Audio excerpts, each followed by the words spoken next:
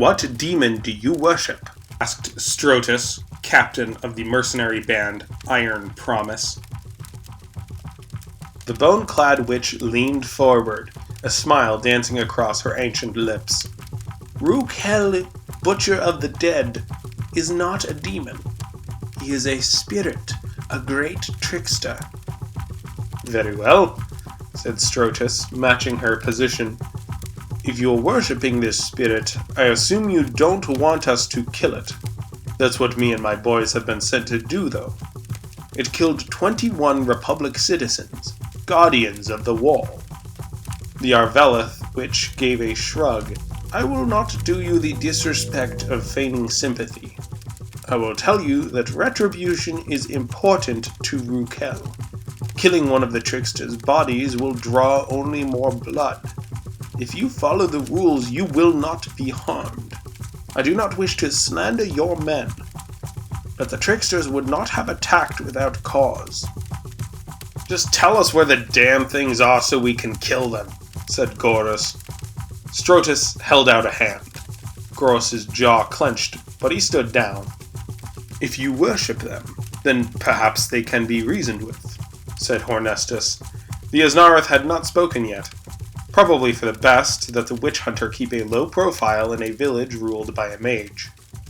The witch squinted up at him. "As I said, follow the rules of the trickster, and you will not come to any harm. If they took initiative against your wall, it would have been just to collect trinkets. For an attack of this magnitude, it could only have been in retaliation. Leave these woods now. The score is settled. If you strike them now, only further retribution will follow. You and your men are not equipped to fight the butcher." "We do have a witch hunter," said Strotus. The witch smiled. "Roukel is not a witch, nor a demon. He is a parrot, a beast so clever and brutal that he became a god." Gorus scoffed. "You're telling me that a damn bird killed 21 Republic citizens?" The witch nodded. "I've seen firsthand what Roukel can do. I've seen him tear the head off a demon and drive off a titan." She then turned to Strotus, her embellished tone fading to solemnity. "You seem a reasonable man. The best action here is no action. Take your soldiers home. I will speak with the trickster. If you agree to these terms, no more blood need be spilled."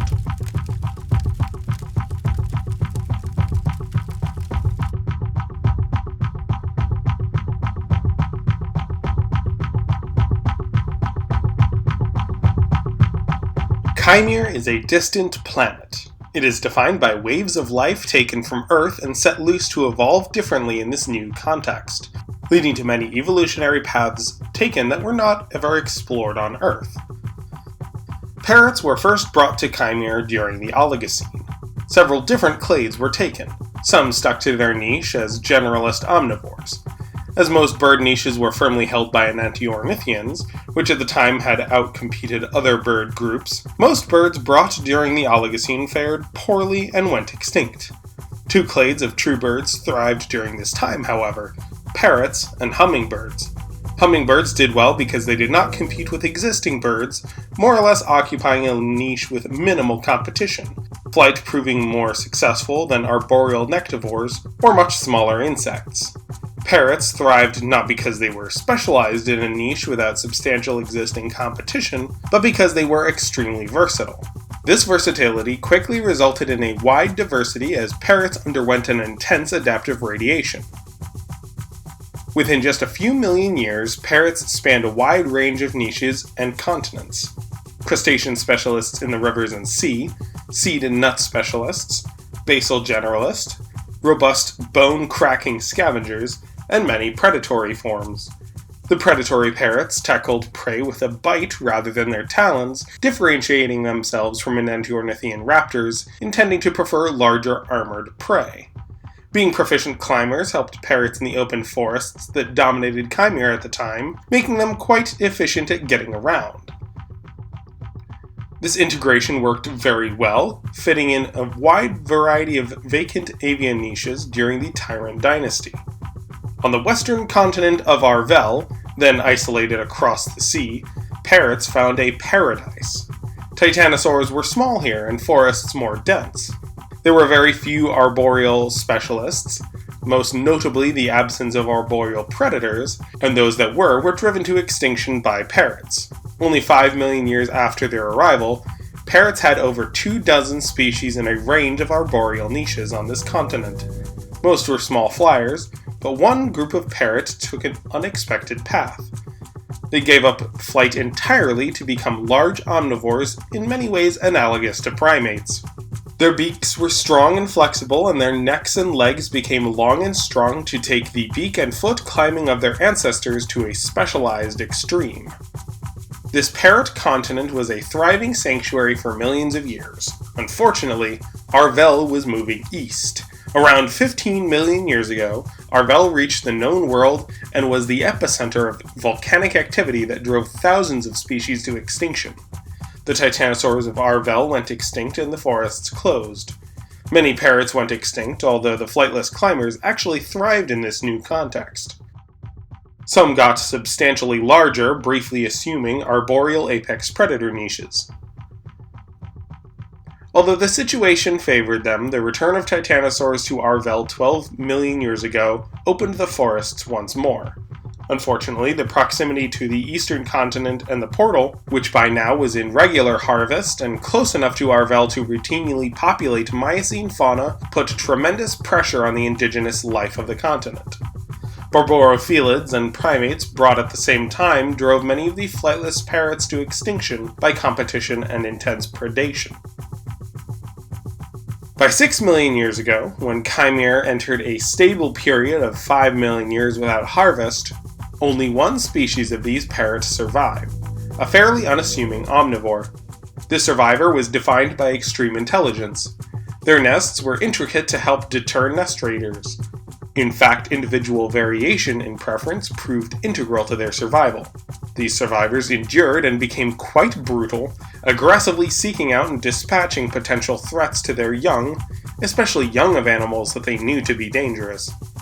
This strategy of higher intelligence and aggression proved quite successful. They got bigger over time, eventually reaching their current species around 1 million years ago, enduring the subsequent burst in portal activity throughout Earth's Pleistocene. The Roukel is the last of the flightless parrots. Averaging around 150 pounds, they are also among the largest. Once pneumatized bones are now dense and strong. They can support themselves on a single appendage, be it beak or talon, and all three graspers are proficient killing instruments, although their beak is decidedly the most dangerous. Their size means that generally they can't invest in as complex nests as their ancestors did, but their nests are high off the ground and stable, with a structure being difficult for climbers to enter. They are extreme K selection specialists, with mates pairing for life and females laying only one large egg each season. Females will leave to find a mate once they reach adulthood around 8 years of age, where the males establish territory near their parents. Sexual dimorphism is minimal, but males tend to be a bit larger with brighter plumage. Having such dense bones and extreme musculature makes them terrible swimmers, and they are restricted to mainland Arvell. The Roukel is notorious for targeting primates and felids. Leopards are well known to raid their nests, as are flying gophers and monkeys. These animals are all targeted by Roukel. Related males will sometimes work together to hunt potential threats in the area. Because of this diligent effort, many peoples in Arvell choose to live near Roukel territory and encourage them to stick around with trinkets in exchange for hunting predators. A curious habit that has developed from this threat prevention practice is the collection and display of skulls by male Roukel. An impressive collection of skulls not only makes a nest intimidating and warns off intelligent dangers, it is also an appealing signal to potential mates that the resident parrot is a proficient hunter and killer. As a majority of their diet is comprised of nuts, seeds, and fruit, these hunts are usually performed to make the territory safe rather than to catch prey. For reasons unknown, the Titan forests of Arvell have many more homunculi than the rest of the known world. While not nearly as common as leopards or lions, these demons do pose a significant threat. Although not equipped to fully vanquish a homunculus, the skull of demons are prized by Roukel, often earning prime placement in their displays. For one of the most dangerous creatures in the Arvellith forests to be a parrot seems strange to many chimerans. So strange that most outsiders consider them to be demons if they exist at all. They are real and natural beasts, a testament to the versatility of parrots, and a shining example of the bizarre paths nature can take when open niches prompt extreme derived adaptations. This episode was sponsored by Peter, with whom I designed the Roukel. Hats off, it was a ton of fun to work with you on. Peter is also one of my early readers for The Lost Hellfighter, and I am seriously digging getting his reactions as he reads. Cheers to all my patrons, with special thanks to James, Joe, Segway, and Toros added this month. I'm going to try to be more active on that platform to better show my appreciation for your support. Folks have said they like it when I post higher resolution pictures there, since none of the other platforms can really handle it, so I'm going to try to do that more often. Thanks to the support of my patrons, I've been better able to spend time on the wiki, which I'm anticipating at least an early version will be available next month if all continues to go well. Thanks again for all of your support in views, Patreon, and sponsorship.